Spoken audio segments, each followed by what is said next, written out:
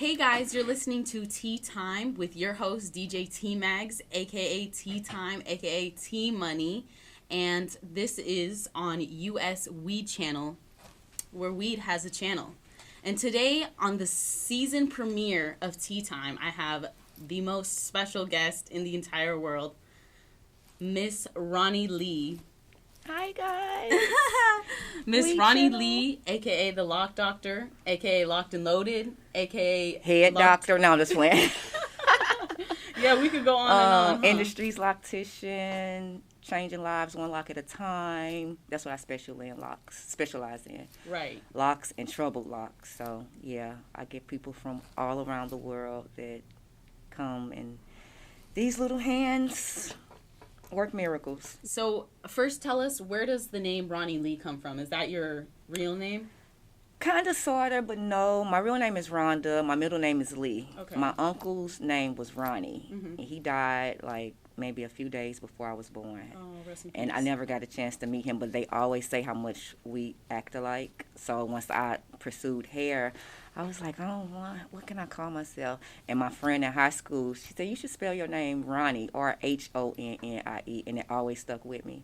I was like, Rhonnie Lee, that's dope. Yeah, we're going to roll with that. So that's where it came from. So how did you get into doing hair? Girl, listen. I'm going to make it as short and sweet as I can. But I was a rebel, right? So, like, one of my closest friends called me Rondon because she said I done it all. So I used to sell dope, whatever. I got caught up. I caught a case, a federal case. So I'm from Missouri, St. Louis, Missouri, which is still now to this day like one of the I believe we're fourth most prejudiced state in the U.S. Wow. So once you catch a felony there, it's just like almost impossible to get a good job. So I would get a job, but then once my background check came back, I would get fired for being a felon. So I would get a job but couldn't keep it. But then it was this program that came along in my state. It was ITT Tech. Anyway, make a long story short, they offered a cosmetology course, but they also will let you pay with financial aid. But my mom, who was a retired school teacher, used to always tell me, baby, you should go to school for either computers or doing hair because you're naturally good at both. But if she said go right, I made sure I went up the street, went left, then I'm going to make a U-turn, then I'm going to go right until I get back to the starting point and do what she told me to do from the beginning. That's how it and works. That's just how it worked, you know? Okay. So I end up enrolling in this technical course for cosmetology, but it still wasn't genuine. It was just because I was behind in my rent. I was like 3 months behind in my rent, and I knew that financial aid would help me pay for it. Mm-hmm. So I got in it, and the rest is history. Well, no, I have to tell the whole story. So my sister, right? Okay. My sister is like a year and a half older than me. We're like night and day. I'm the rebel. She's the one. She graduated from high school. Yin and yang. Yeah, got married. She worked the same job all the way up until now. She just became a registered nurse, but she's been at the same job, was at the hospital since high school. I told her I was getting into cosmetology school. Do you know she quit her job and enrolled in cosmetology school with me? But that was just God's way of using her as a, vessel. Now, fast forward, I couldn't understand what the hell she had going on back then because I'm like, she graduated, but she was like the force that pushed me through to be able to complete it and actually get licensed. Because once again, we're going to go back to me being headstrong, being the rebel. I'll wake up and it'll be days where I'll be like, F you, teacher, I don't want to, Yeah. And she'll pinch me and for some reason I won't buck at her. So God used her to help me get through. She graduated. She never even used her license. Like, her license right now to this day is sitting on her fireplace. She went back to her job, and then here I am doing big things. That's awesome. Isn't that crazy? Yeah. I feel like, that's how it always works. Mm-hmm. I have my bartender's license. Never bartended a day in my life. Yeah, you just feel like you have to do something with your life. So that's very true. Yeah, so. And, it's fortunate that some of us actually get to get paid for what we're passionate about. And, how did you explain to us how you ended up working for celebrities? How'd you get into the industry? That's even a crazier story. So I was like never taught about like the 48 laws of power and manifestation. It was just like I was always more of a my glass is half full as opposed to half empty. Okay. So it got to a point though where I just always felt like, okay, so we're gonna go back to when I was a little girl. My mom, the person I refer to as my mom is really my aunt. Mm-hmm. It's my dad's sister. Mm-hmm. Whew, that's a whole nother story. But anyway, she never had kids. She raised me and my sister as her own because, like, my mom walked out of our life when I was, like, 6 months. I met her. Like, now I can put a face with the name. Girl, I need to write a fucking book now that I'm thinking about it. Like, but anyway, my mom would always want us to be, like, realistic and never want us to go down the same path as my biological mother or my dad because they both partied their entire life and was drug heads, never did nothing. Was never like successful or, So she would always ask, what do you want to be when you grow up? My sister, just to always be in the grace of my mom. If my mom said the sky was purple, she'll say it's purple, knowing damn well it's blue. So I was the one to be like, no, it's blue. But my sister, she would always be like, I want to be a teacher. I was like, I want to act. I want to write. And she'd be like, okay, yeah. She's old school. My mom's 75. So she'll be like, okay, yeah, that's cool, but be more realistic just in case, that don't work out or whatever. I was like, it's nothing else that I really want to do. Like, I just knew I was bigger than St. Louis. So, boom, now we're going to go back to me getting out of cosmetology school or whatever.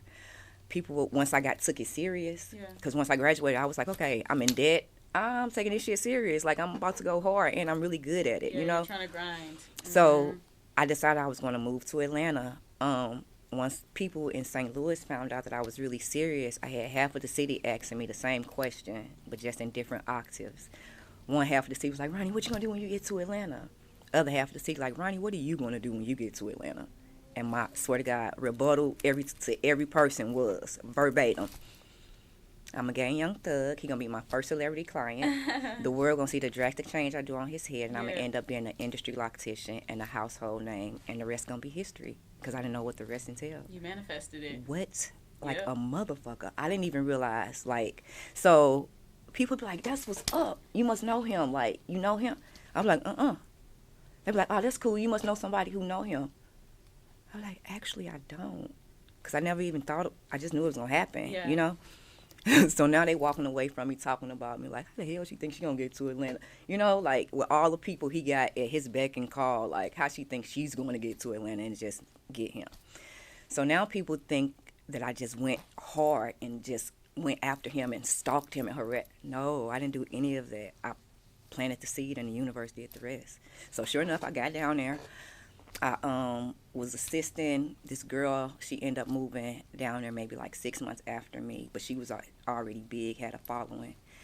And his girlfriend, which is now one of my closest friends, Rika, ended up calling for her to book for like I want to say Vibe magazine shoot or something like that. And then they called back and was like, do you have a loctician that you can bring? Because we want Thug to get his hair done. Mm-hmm. So I'm literally right there, can hear everything that's being said, but she was so used to me assisting, she couldn't. I had to elbow her like, put me on. So she's like, oh yeah, actually I do, So that was there. We went. It was just like an introduction because he was so used to not getting his hair done, he never got his hair done. But I made such an impression on them, like left them with oils and just told them how to treat his blonde hair and stuff like that. Fast forward a year and a half later, he was dropping Jeffrey. He got all them golds taken out. He got his mouth reconstructed. And her mom, which was his manager at the time, Rika's mom, Keisha, ended up calling and was like, yo, we remember you. We reconstructing his look, and we want you to reconstruct his locks. So sure enough, he was my first celebrity client. The world saw the drastic change I did. And here I am. Yeah. So I got him. After him, I got Lil Uzi. After Uzi, I got Playboi, Lil Durk, T Grizzly. Man, you name Metro Boomin, Lil Baby, Gunna, Weezy. What Trippie Redd? I'm forgetting so many. But if they make it any kind of noise in the industry, 9 times out of 10 they've been blessed by the best.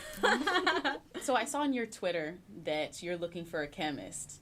Where do you want to take your business? Girl, so far, like, I really have to start taking myself and my business more seriously, which is my plan for this year. Yeah. But I am going to come out with an all-organic oil, shampoo, and locking gel for locks. I really want to. Yeah, that's my main focal is to make it all organic, and that's what makes it the hardest. Because how can you make up something that's going to hold and be sturdy and not have any type of alcohol or stuff like that in it? So yeah, I need somebody to help me with that. If you're listening or watching, help. I need it. I'm ready. I'm ready to take off. It's already. I've already manifested. It's already in the making. So I've already put it out there. I'm just waiting for the universe to send them my way. I actually began just simple retwisting and styling. I know how to braid hair, just normal hair, but I've started doing that. And, I can say, like, as someone who's never had any experience, that it takes a while to do a head of hair, a head of dreads. What is some advice? Like, is it more in the parting or the twisting that... Not really. It's repetition. The more you do it, the faster you get. It used to take me hours. It used to take me hours to do just a basic. Now, like a full head for finished in shampoo retwist style, probably like an hour and a half. Dang. And that's shampoo in it, retwisting it, giving them a nice scalp massage. I dry the hair before I twist it. I bet you're like, what? These little hands. Girl, I've been doing it for so long, though. Sometimes they get caught up. It look like I'm throwing up gang signs and stuff. But the more you do it, just like you see some braiders, their hands just be moving. Yep. Moving. The more you do anything, the faster you get, the better you get. And that's really the only advice I could give, because when I first started, I hated doing it. That's what took me so long to really, like, start taking it serious, Like, I really didn't realize, like, how good I was at it until I got in school. And then I realized the more I did it, I'm faster than most of these young ladies, you know? But then, like, now, I literally can do that shit in my sleep. Literally. So, it's just the more you do it, the more, And I do use a comb, but I'm so light-handed, and that's because I'm so tender-headed as well. And I've had locks probably like 3 different times. And I used to go to some of the best in the city, and it felt like I was eating my what? The pain, I couldn't understand why it hurt so bad. I don't think people understand how painful it is to get your hair. No. I don't even understand, obviously, but it shouldn't, though. It should look very crisp. It should look like it hurt, but it shouldn't. And that's what my styles are. That's why I feel like I became so big in the industry, because think about it. I don't have not one female celebrity client. All of my clients are niggas don't give a damn about their hair that much. You know what I'm saying? Like, But when it's a big event, BET Awards, and they all in the same city, and I really want my hair to be fire, and I want to keep my style, and I don't want it to feel like I have to take no pain medicine, or have to think about my lyrics or the pain that's going on throbbing in my head. Let me get Rhonnie on the line, because she's the only one that can do it.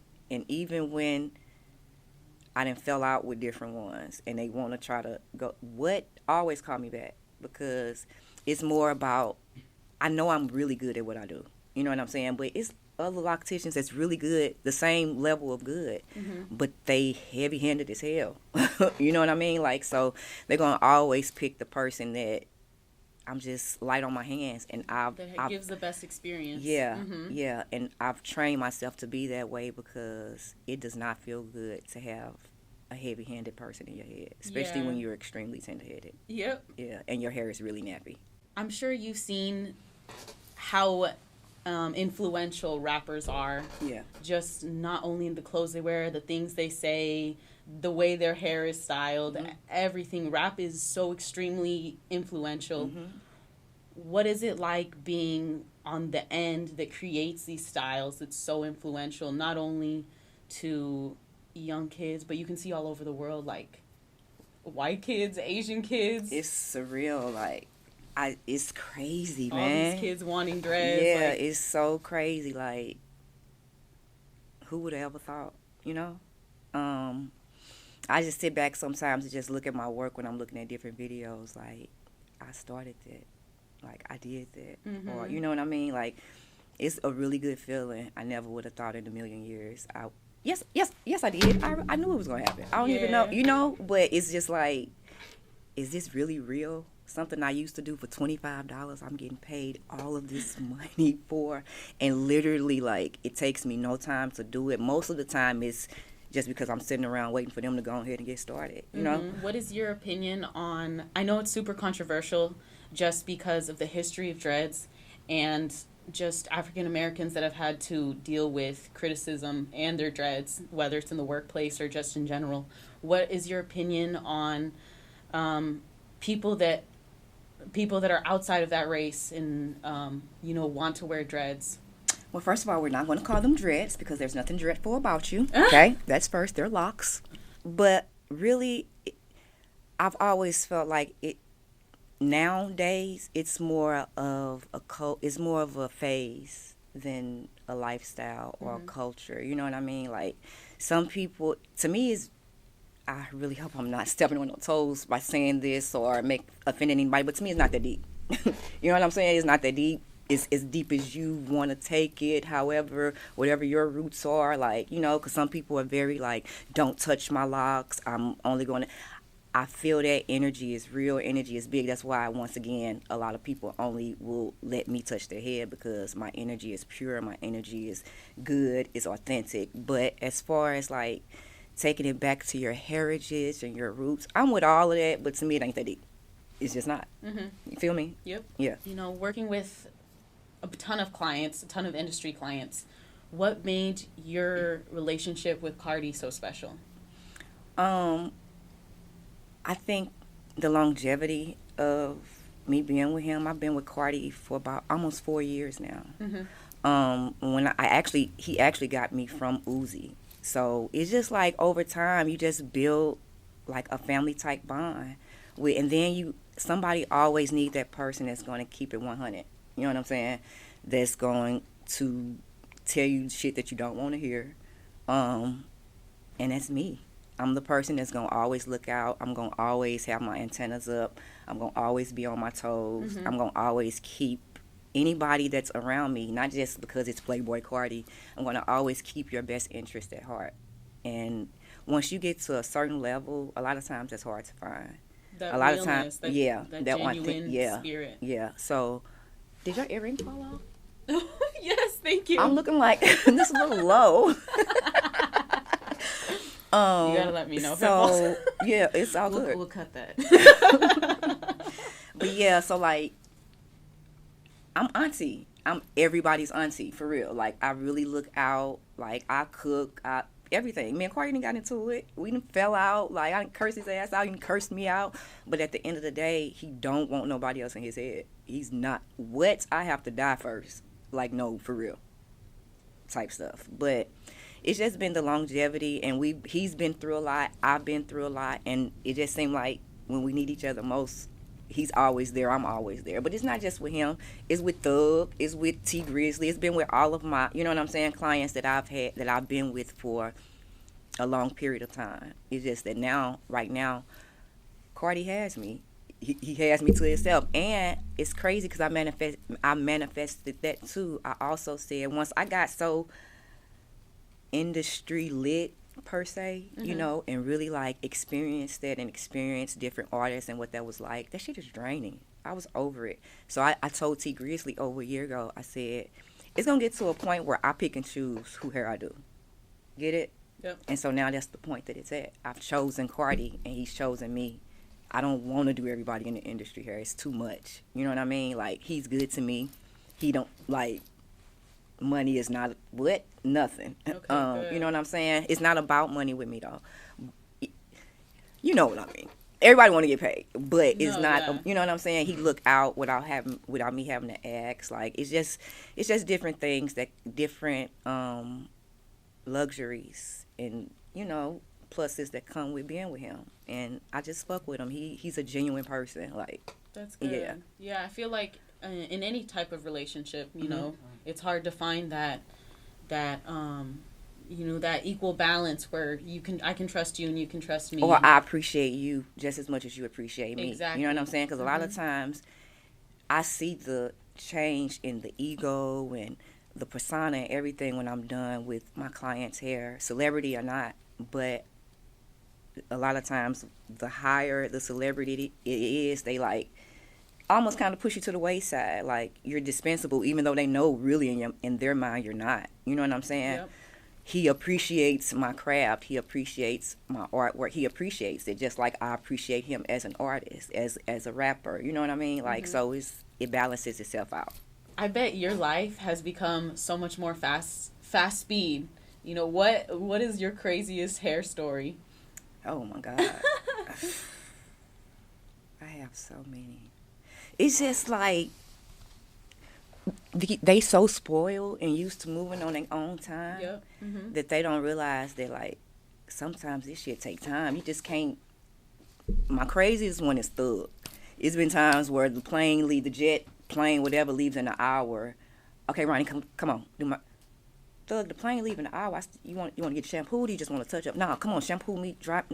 So you want to hold spill, and we still gonna make this hour. All right. Okay. He's really the one who got me to be a straight beast because he really tried me every time. Yeah, he you know had what I'm high saying? expectations. Yeah, okay. And I had to make it happen. Like, slime, like, you know? Yeah. So I had to make it happen. Like, he set the tone, and he really made me, like, a beast. So he made me faster. He made me less heavy-handed than what I already was because he's like a 2-year-old. Like, what? He's so tender-headed. That's probably why he went so long without getting his hair touched at all, you know? Yeah. So he kind of, like, set the tone and, like, upped the bar and made me, like, you know, get my shit together as far as you can't take your time. Like, you know, really, they pay so much. You got to, when I say move. You know what I mean? Yeah. Almost. So, yeah, I had to get it together. So why don't you show the camera your earring right now? We got the upside down cross. Can you, I mean, we know Carti, he's associated with the upside down cross. Mm-hmm. What can you tell us? You know, what's your association? I do not worship the devil. No, I actually am a very spiritual person. I believe in God. We're not going to get too deep off into that. Just know I believe in God. The upside down cross is nothing demonic or satanic at all. It's actually a form of homage. This one, Peter. Is that the first apostle? I know a little bit about the Bible, y'all. Peter Simon, if you want to Google it. He denied knowing Jesus back in the day, to sum it up, basically. But Jesus told him that this was going to come to pass. He swore up and down that he would never do that. I would never deny you. It happened. Make a long story short, it was time for Peter to get crucified. And when they came to crucify him on the cross, he asked for them to turn his cross upside down because he didn't feel worthy of being crucified in the same manner as Jesus because of how he basically betrayed him. You know, like, that was your brother and you denied him or denied knowing him. But that's just like you being my brother and somebody coming to kill you, and I'm killing everybody who upheld your bullshit. I'm not calling it bullshit, just for lack of a better word, you know? And it's like, yeah, I love you to death. I'm not trying to die for you, slime. So I don't know until they find out. So now you're still dying anyway. But now I feel guilty. I feel bad that I even denied you, and they're going to kill me anyway. You know what I'm saying? So don't turn my shit upside down. That's what it is. Nothing satanic at all. I feel it. I wear, well, not today, but I normally wear a rosary. And it's not that I'm Catholic, but it's more so in memory of my grandma because it was hers. But when I walk around, you know, people ask me, oh, are you Catholic? Right. You know, and I bet it's the same thing for you. Yeah. My only thing is, don't come to me crazy and you don't know. You haven't even done your research. I get so many DMs like, you need to find God. You're going to hell. Like, fuck you and fuck off. I'm sorry. I'm the one who cursed you out in my DM. Do not come to me sideways. What? You reply? What? Girl, I will go back and forth. I told you I got to grow up. Listen, especially if you come to me incorrect, because, like, I'm actually the light in the dark room. That's who I am. You know what I mean? Yeah. So, like, when people come to me like that, it's like you don't even have a clue. You don't have a clue at all. So that's it. One of your well-known clients, Carti, Playboi Carti, for those that don't know, they should know though. He just dropped one of the most anticipated albums ever. Yeah. Whole Lotta Red. Yeah. You know, how is it seeing, you know, working with someone so closely and obviously probably seeing them make the album? How is it seeing it finally released? How do you feel for Carti? I'm so excited, happy, proud, like real auntie moment, you know. on so many different levels because I see the growth. Like totally different sound, everything. I knew it was going to be a very controversial album once it dropped because of the growth, because of the different sound, you know. A lot of his fan base is young, so they were expecting the same Carti from Dalit, you know what I mean? So like, but I'm extremely happy for him. I'm extremely proud of him, and I love the album. I swear to God, I'm not just saying that. What's your favorite song? I promise I'm not just saying that. At the moment. You know what? My favorite song changes based off my mood. I agree. I swear to God. Like, but Bino, Bino, he go crazy. Yes, I love Bino. I love Stop Breathing. Type Time. It's the whole album. What? Yeah, the whole album. Yeah, I really do fuck with the whole album. Like, really be vibing out every morning. So from, obviously from Playboi Carti, the album, to Whole Lotta Red, it's night and day. What is it like seeing that Carti to this Carti, Like, you said he's, and you said he's real, too. Yeah, it's refreshing. It kind of cracks me up. That's why I was just telling my nephews in the car, because it's like night and day. Like, it's like he get in a trance when he's on stage, performing. He's such a good performer. Versus who he is in real life, Like, Carti is such a sweetheart, you know what I mean? Like, a lot of times people think that he's an evil spirit or a dark soul because he represents the whole vamp thing, and you know what I mean? Like, and I don't even think people really truly understand what he means by he's a vamp. They just don't understand him. Like, they even his following, even his fans don't get it, like, because they're so upset when he don't post or that he's not always wanting to be seen. Vampires don't be seen. Even when they look at their reflection in the mirror, you don't see it. Yeah, I think that's part of the appeal to him, that he's so low-key. Mm-hmm. Like, people are like, where's Carti at? Mm-hmm. Where's the album at? Mm-hmm. All of that. Yeah, so it's refreshing, and it's just funny all at the same time, because you see both sides of, I really can see how they get in a trance when they're on stage, and then the person that they really are. Because, like, even when he kicking it to his own music, he kicking it like a regular homeboy on the block. He ain't, you know what I'm saying? Versus when he perform, he's a rock star. Yeah. So, yeah, it's cool. Yeah, okay, so I'm going to quote you on one of your tweets. And mind you, Wait, I said my tweets was going to come back and hunt me one fucking day. Yeah, I like that you're an open book, though. Oh my God, you really are an open book. Yeah. No, but and you didn't say who this was about, but I'm pretty sure we can guess who this is about. You said he's not typical. He knows what he is, and he knows if folks did research, they would too.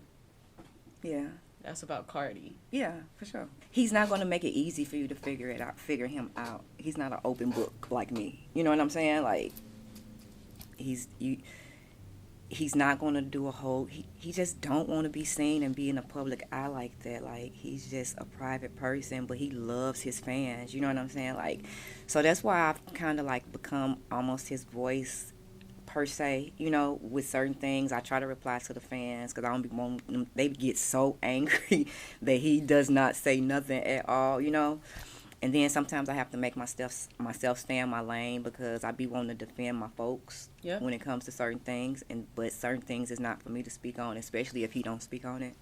So, but yeah, he's a mystery, but I think that's the good thing. That's what keeps people so intrigued. You've worked with Thug and Carti. These are two of the biggest names to push boundaries and just kind of be out there. What is it like to be a part of a team that is constantly pushing boundaries and, and still exceeding every expectation or standard? It's pressure. It is. It's good pressure, but it definitely is pressure. It makes you want to, of course, go higher. It makes you go harder. You know what I'm saying? Like, it makes you... I can't stay stagnant. I can't be in the same position 2 years from now that I am today. You know what I mean? Because I've seen all of them grow. I've seen Carti go from freaking $10,000, $15,000, $25,000 shows to fucking $200,000 over a 3.5 year period of time. It's nowhere in the hell I shouldn't be a millionaire. You know what I mean? Like, so it definitely, we're our hardest critic. So me as a person, it makes me even harder on myself. It makes me like really want to push it to the limit. You know what I mean? And go as far as I can. Break boundaries that no loctician has done before, which I've already done that. You know what I'm saying? Like, but it just makes you want to be a better version of yourself every day. That's good. No, for real. Like, I don't even think they know that. Yeah, you know what? I think that's true. I don't even think they know that. I think that's what makes them so unique. Yeah, but honey, it's pressure like a motherfucker. Can I curse? Yes. Because my mouth is potty.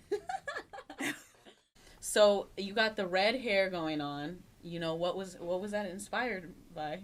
Just in support of, you know. A whole lot of red. Yeah. Actually, after I colored Carti red, I think we was doing a Giovanni shoot. And when I got there, Paris, which is his stylist, her hair was red. I was like, oh, going to the room. I didn't even say nothing. Went to the room. When I came back, my hair was red. He was like, oh, he was so geek. He was like, he thought that was the dopest shit ever, that both his stylists had red hair. So I just kept it red since. Yeah.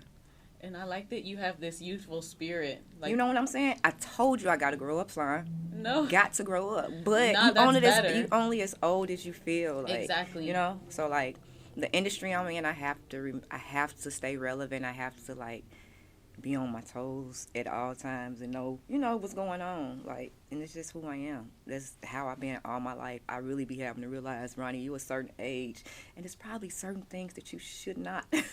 And you know what I mean? Like, so, but yeah, that's just who I am. I'm just youthful.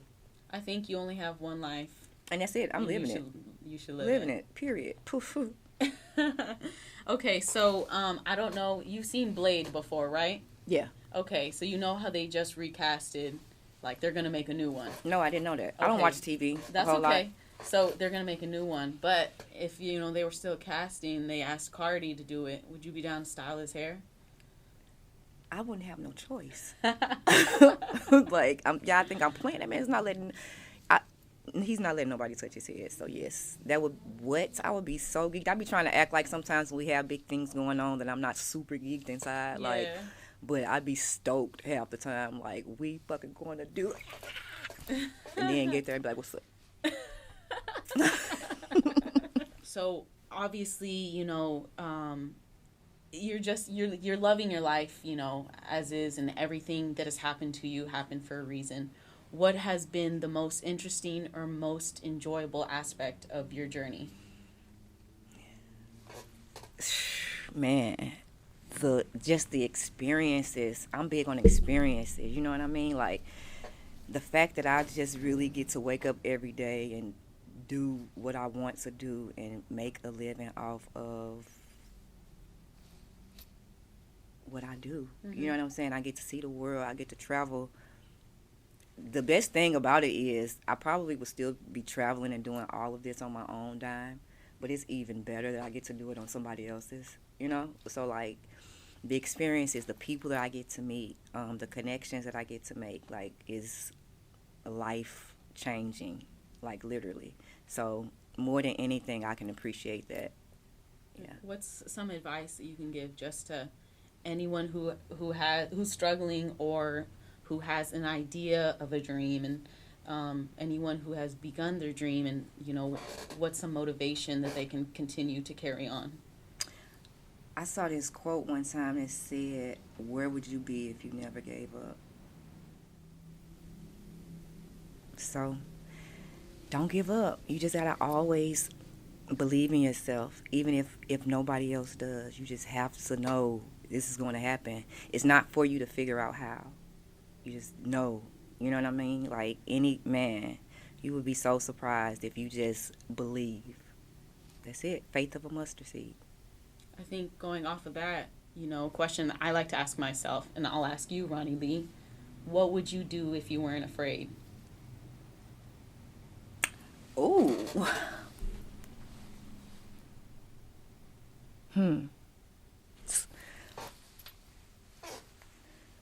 deep because on the flip side, I say I'm not.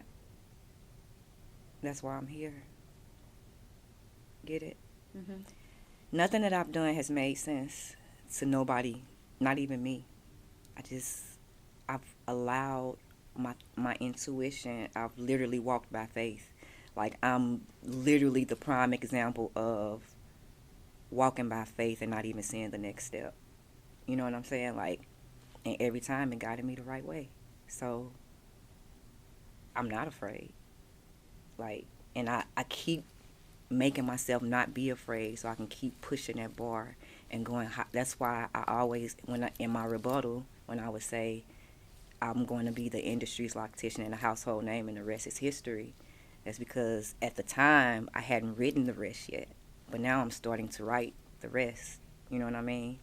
So it's just really about manifestation, having that faith, and putting in the work.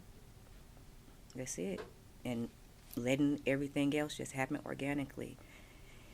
When you plant the seed, speak it, believe it, the universe has no choice but to honor it. And there you go. No cap. I think that was... Slip. Thank you guys so much for tuning in. This was Tea Time with your host, DJ T-Mags, and my very special guest, Rhonnie Lee. And this was US Weed Channel, where weed has a channel. It has a channel. Yeah. Hey guys, don't forget to listen to us at usweedchannel.com/radio.